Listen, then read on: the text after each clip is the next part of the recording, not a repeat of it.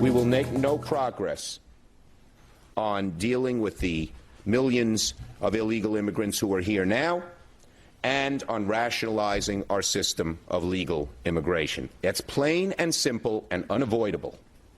When we use phrases like undocumented workers, we convey a message to the American people that their government is not serious about combating illegal immigration, which the American people overwhelmingly oppose. If you don't think it's illegal, you're not going to say it. I think it is illegal and wrong, and we have to change it. Above all else, the American people want their government to be serious about protecting the public, enforcing the rule of law, and creating a rational system of legal immigration that will proactively fit our needs rather than reactively responding to future waves of illegal immigration. People who enter the United States without our permission are illegal aliens, and illegal aliens should not be treated the same as people who entered the U.S. legally. Unless you've been living under a rock, you know that the Democratic Party here in America has moved radically to the left. And this didn't happen overnight, and by the way, has little to do with the election of Donald Trump. Trump has just brought the breadth and depth of their lunacy out in the open for everyone to see. And this shift hasn't just been happening in America, but also in Europe. Angela Merkel is leader of the Christian Democratic Union, which is supposed to be Germany's center-right party, and had been Germany's most socially conservative and nationalistic mainstream party. But Merkel and her supporters are neither conservative or nationalists. Instead, she has anti-traditional social views, and she's a staunch anti-nationalist. So much so that she wants to dissolve Europe's sovereign nation-states and nationalities, something Marxists have planned for over 100 years. And this swing to the left isn't happening because of the natural evolution of a culture, nor is it happening as some accidental or unintentional consequence. But it's a pre-planned operation engineered by leftists to dismantle Western civilization to its core so they can rebuild it in their image. This isn't hyperbole. They'll gladly tell you that our civilization is an oppressive structure containing capitalistic, imperialistic, racist, sexist, patriarchal systems that produce inequality and which, like I said, they want to replace with their imagined utopia. Now, for the benefit of anyone not all that familiar with cultural Marxism, aka critical theory, let me briefly define how the increasing embrace of far-left ideology in our society was indeed a pre-planned operation. So when Marxism failed to take root in the West, when the predicted workers' revolution didn't happen, a group of Marxist intellectuals in the 1920s created a school of social theory in Frankfurt, Germany, commonly referred to as the Frankfurt School.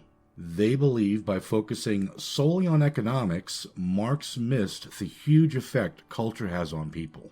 So they took Marxism, divorced it from economics, and married it to culture, and taught how that in a democracy, undermining Western values can be more effective than violent revolution.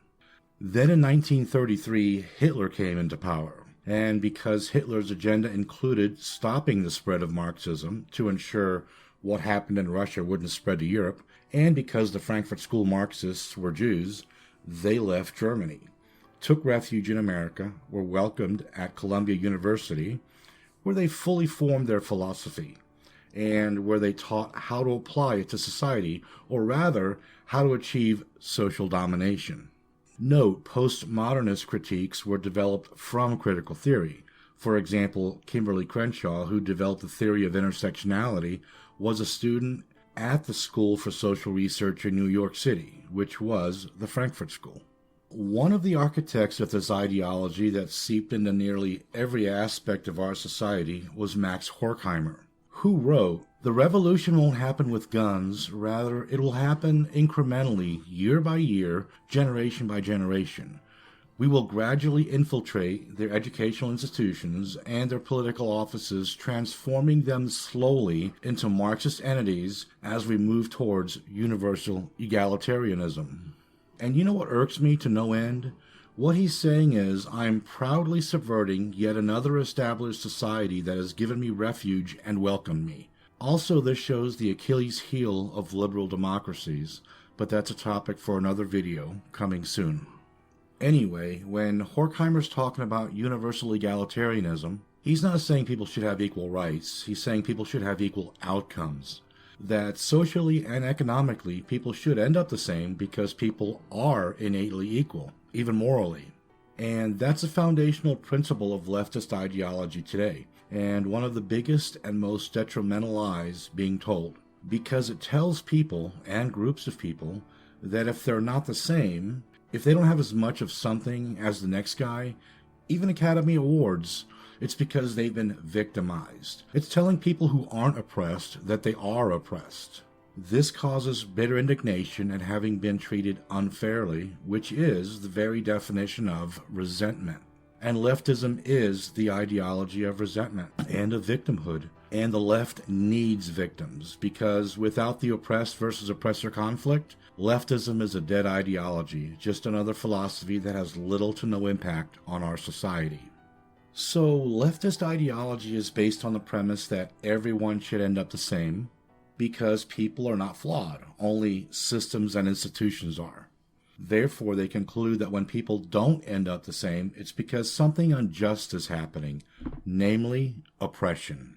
More specifically, cultural Marxists believe inequality in society occurs because prejudice-dominant social groups, aka white people, exploit less powerful social groups, which creates a system of privilege and advantage for some, and disadvantage for others. And so they preach the reason there is inequality in society is because whites have unearned privilege derived from oppression. And there you have it, an ideology of resentment towards whites. Now, of course, that's all bullshit, because the reason there's inequality in a merit-based system like ours is because people are innately unequal. We are not the same, and will never be the same. Some people are taller, some are faster, some are better looking, some are smarter, some are dumb as shit. Some people are more creative and end up being an art teacher, some more analytical and pursue engineering. Some are driven, and some are content spending their life sitting on a sofa playing Mario Brothers. Some people are responsible, some irresponsible. Some consistently make good decisions, and for others, life is a never-ending string of bad choices. So naturally, people and groups of people and civilizations end up differently. The effects of Islam on a society is not the same as the effects of Christianity on a society. The effects of a relatively free market on a society is not the same as the effects of socialism on a society. And let me be clear about something. When I said we have a merit-based system, I'm not under the illusion that it's perfect. I'd call it a relative meritocracy, because people are inherently flawed, and no, Marxism can't fix that. All Marxism can do is bring the best and brightest in a society down to the lowest common denominator. The dominant narrative in America is white people are evil, white people suck, we should be ashamed of ourselves. And I don't think we should be ashamed of ourselves. I think that we should take responsibility for the system that we've created. The best system in the world? Oh, we do not have the best system in the world. Who has a better system? There are many European countries that are much better off than Oh, you us. mean like the European countries with a higher density of whites, like Northern Europe? That's one way to phrase it, I guess. You don't mean Turkey. No. You don't mean Eastern Europe No. with the communists. So the only time you can come up with a system that's better than America, it's a country that's more white than America.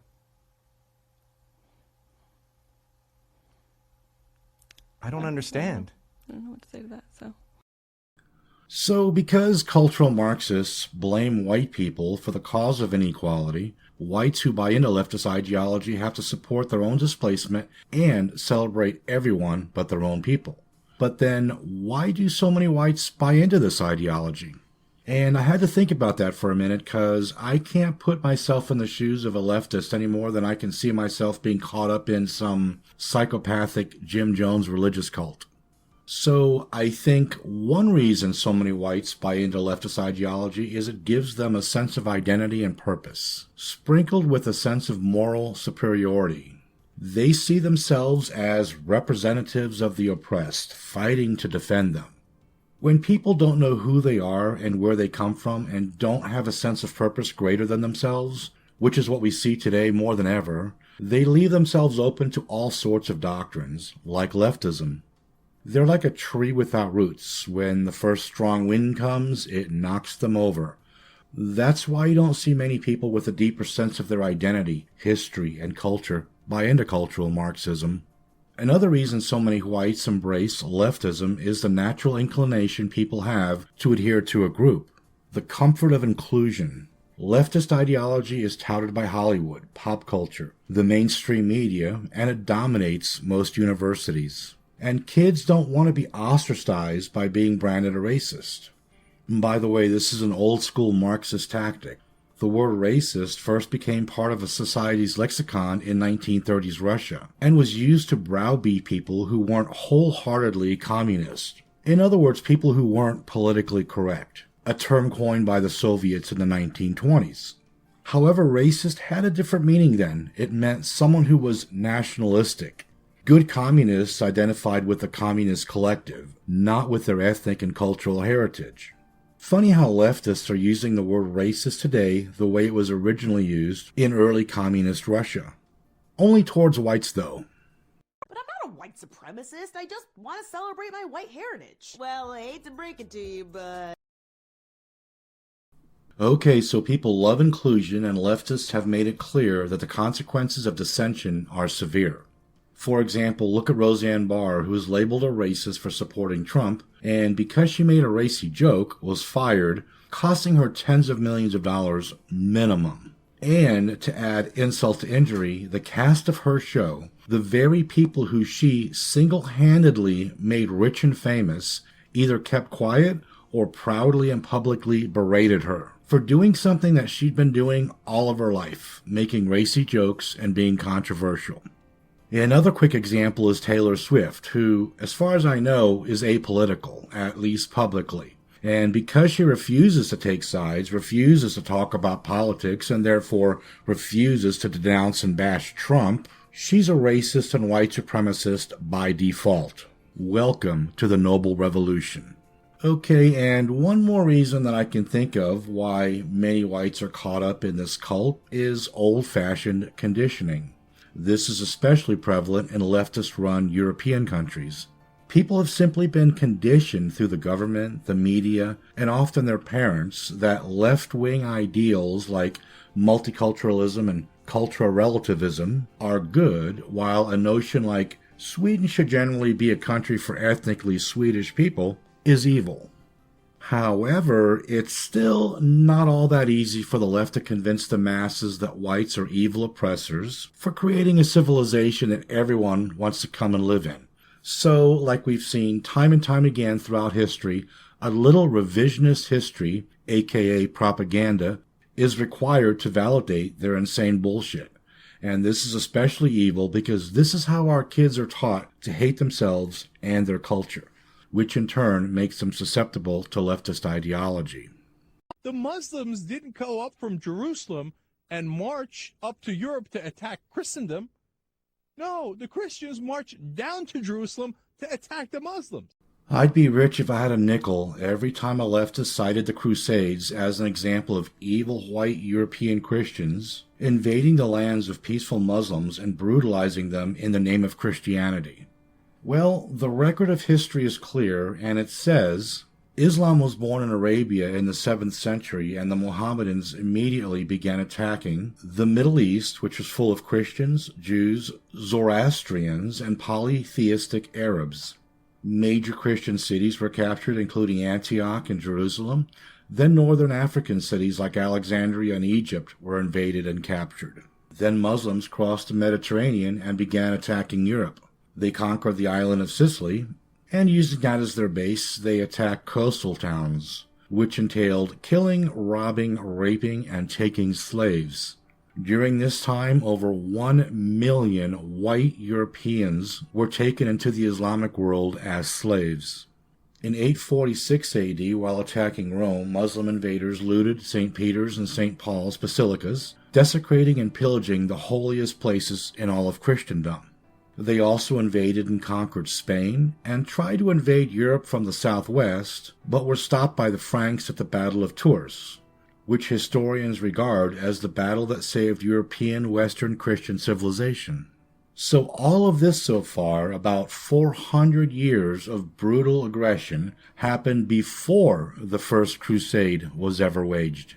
Also, unlike the Mohammedans who waged war because their holy book commanded them to create a worldwide Islamic state, the Pope only got involved to unite the different kingdoms and empires of Europe, which were often at odds with each other, because in unity is strength. So basically the Pope called on Western European Christians to aid Eastern Christians oppressed by Muslims. So the Crusades were a pushback and were a result of continual Muslim subjugation. Now, I'm not going to lie, when European kingdoms united and this pushback happened, it was brutal. When the Crusaders, which consisted of about 4,000 mounted knights and 25,000 infantry, when they moved east and began defeating Turkish armies and taking back cities, it wasn't pretty. And when they finally reached Jerusalem and breached the walls, the knights slaughtered everybody inside that wasn't a Christian. Now, I'm not saying what those knights did was right, but after 400 years of brutality against Europe, and after losing 3/4 of their fellow Crusaders in bloody battles leading up to Jerusalem, I can understand why they were pissed. So anyway, since this is about context, what's important to know is the Crusades consisted of these battles. Compare that to the 400 or so battles Muslims waged against Europe leading up to the Crusades. Now, unfortunately, the Crusades didn't end Muslim aggression. In 1453, long after the Crusades, they conquered Constantinople, which ended the Eastern Roman Empire. Then they hammered Eastern Europe all the way to the gates of Vienna. So this jihad against the European kafir was relentless and lasted about 1,000 years before white Christians were able to really begin to push them back out and get some of their land back. And on a side note, when a new sultan came to power, it was traditional for him to immediately launch new wars just so he would be known for how well he fought against the infidels.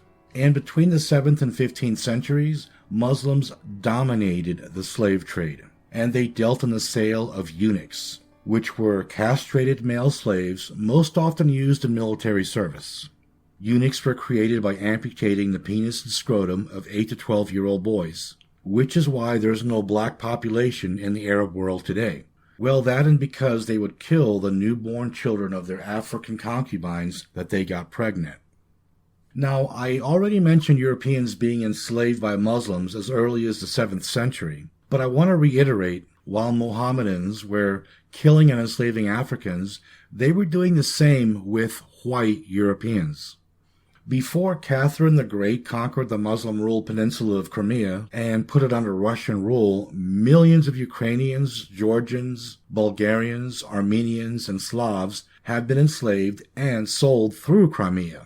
The term the Crimean raids is familiar to every Ukrainian, Russian, and Pole, as it is an integral part of their history. Also, between 1530 and 1790, it is estimated that North African Muslims abducted and enslaved more than 1 million Europeans from coastal towns and the high seas. They even enslaved Americans. All right, tell me why I should believe... However, you're right on your premise. ...that they really want to fight us in Dollywood, but they're not. Well, let me give you an example. From Mr. Jefferson, since you asked me to mention my book, which I happily do, available, fine bookstores everywhere. In 1788, when the United States was barely a country, right, was having its sailors taken as slaves by the Barbary states, the states of the Ottoman Empire in North Africa. Tripoli. Tripoli, the shores exactly, of Tripoli. The shores of Tripoli. And its people, its ships stopped, its crews carried off into slavery. We estimate 1.5 million European and American slaves taken between 1750 and 1815.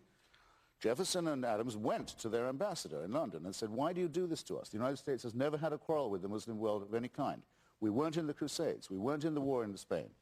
Why do you do this to our people and our ships? Why do you plunder and enslave our people? And the ambassador said very plainly, Mr. Abdul Rahman said, because the Quran gives us permission to do so. because you are infidels. And that's our answer. And Jefferson said, well, in that case, I will send a navy which will crush your state, which he did, and a good thing, But there's too. Islamic fundamentalism is not created by American democracy. It's a lie to say so. It's a masochistic lie, and it excuses those who are the real criminals, and it blames us for the attacks made upon us. Don't have anything to do. Now that brings me to the holy grail of the anti-white narrative, slavery. And it's not hard to expose leftists who want to single out whites and blame them for this immoral practice, because just a cursory glance at history shows slavery was common and an accepted way of life in every culture throughout history. It was fully established in every society, and there was a myriad of ways you could become a slave. You could be born a slave, you could lose a war, you could run out of money and be unable to pay your debts, or your parents could just sell you into slavery. But since the left only wants to talk about the Christian slave trade, which was from about 1515 to 1815, let me add this. Slavery in other civilizations was on a larger scale, lasted a longer time, and was more brutal. Also, whites were the first to act on their conscience and abolish slavery, first in Europe, then in America, and through their influence, effectively ended slavery in the world. Although it was practiced in China and various parts of Africa until the 1940s, Saudi Arabia had slavery until 1962, Peru until 1968, and India until 1976. It's probably also worth noting that unlike the Mohammedans, Europeans didn't go into Africa to kidnap and enslave people. They bought slaves from African slave traders who had bought them from African kings and warlords. As a matter of fact, 40% of all blacks in West and Central Africa were slaves within Africa before and during the period of the Atlantic slave trade, which means more than likely Europeans did not cause one single black person to be a slave who already wasn't one. For a little more context, during the period of the Atlantic slave trade, 10% of the enslaved Africans became part of the Atlantic slave trade and were shipped west. About 20% went to the rest of the world, mostly to the Middle East and India, and 70% of African slaves stayed in Africa as slaves. And of the slaves that were part of the Atlantic slave trade, only about 5% came to America. The rest went mainly to Spanish South America and to the Caribbean. And when the Atlantic slave trade ended, the percentage of Africans in West and Central Africa who became slaves didn't decrease. There were just more Africans who stayed slaves in Africa. Also, in America, slavery wasn't just practiced by whites. Indians practiced slavery before any white people ever set foot here, and later they also owned African slaves. Blacks, of course, also owned slaves in America, as they did in Africa. According to the U.S. Census of 1830, in Charleston, South Carolina alone, 407 African Americans owned slaves, and it's estimated that 28% of all freed black slaves owned slaves. The bottom line is demonizing white people because of slavery while giving every other race and ethnic group and civilization a pass is deceptive, agenda-driven leftist conditioning. And it's pathetic that in the age of information there are people dumb enough to buy into the white guilt dribble. And even if white Europeans had been the only people to ever practice slavery, it would still be dumb to collectively blame white people back then for slavery. That's like collectively blaming whites during the Industrial Revolution for harsh working conditions and low wages and child labor. Most whites back then were poor and weren't exactly pro-low wages and shitty working conditions, just like most weren't pro-slavery. And not just because of moral reasons, but because slavery drove down wages, among other things. Anti-whites have become so bold, so arrogant that they're taking it way too far too fast. I should just kick back and watch the show because they're waking a sleeping giant, one that will not be conquered, a giant that will put an end to all this nonsense. There's an even bigger demographic of white males you haven't even heard from yet. The left lives in constant fear and paranoia of this reality. The men who quietly watch from afar, who work and mind their own business, but they see everything.